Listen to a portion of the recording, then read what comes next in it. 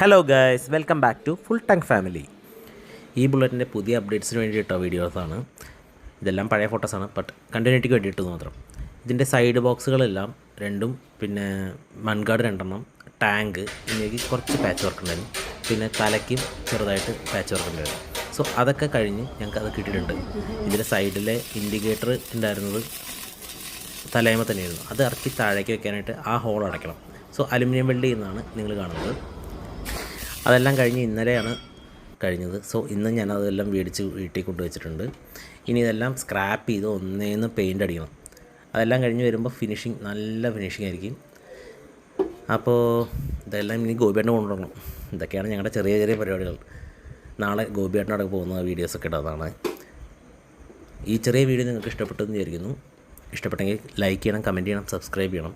പിന്നെ നിങ്ങളുടെ വിലയേറിയ അഭിപ്രായങ്ങൾ ഞങ്ങൾക്ക് രേഖപ്പെടുത്തണേ. So thank you.